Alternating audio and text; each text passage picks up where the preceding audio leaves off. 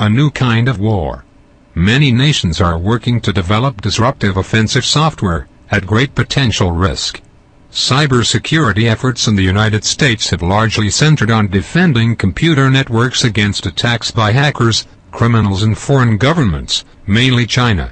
Increasingly, however, the focus is on developing offensive capabilities, on figuring out how and when the United States might unleash its own malware to disrupt an adversary's networks. That is potentially dangerous territory. Such malware is believed to have little deterrent value against criminals who use computers to steal money or spies who pilfer industrial secrets.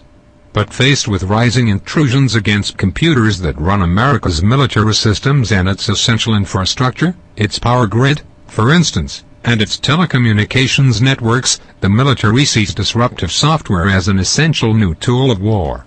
According to a study by the Center for Strategic and International Studies, the 15 countries with the biggest military budgets are all investing in discovering new offensive cyber capabilities. The latest step occurred last month when the United States sent out bids for technologies to destroy, deny, degrade, disrupt, corrupt or usurp an adversary's attempt to use cyberspace for advantage. The Air Force asked for proposals to plan for cyber warfare, including the ability to launch super-fast computer attacks and withstand retaliation. The United States, China, Russia, Britain and Israel began developing basic cyber attack capabilities at least a decade ago and are still figuring out how to integrate them into their military operations. Experts say cyber weapons will be used before or during conflicts involving conventional weapons to infect an adversary's network and disrupt a target, including shutting down military communications. The most prominent example to date is the Stuxnet virus deployed in 2010 by the United States and Israel to set back Iran's nuclear program.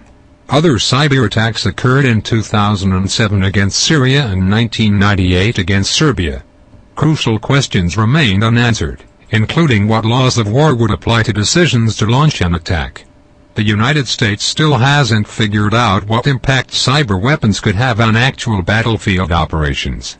Nor has Washington settled on how would authorize an attack. Experts see roles for both the president and military commanders. There is also the unresolved issue of how to minimize collateral damage. Another big concern is China, which is blamed for stealing U.S. military secrets. Washington has not had much success persuading Beijing to rein in its hackers. There is a serious risk of miscalculation if, for example, there is a confrontation in the South China Sea. China could misinterpret a move, unleash a cyber attack and trigger a real cyberwar. What's clearly needed are new international understandings about what constitutes cyber aggression and how governments should respond. Meanwhile, America must do what it can to protect its own networks.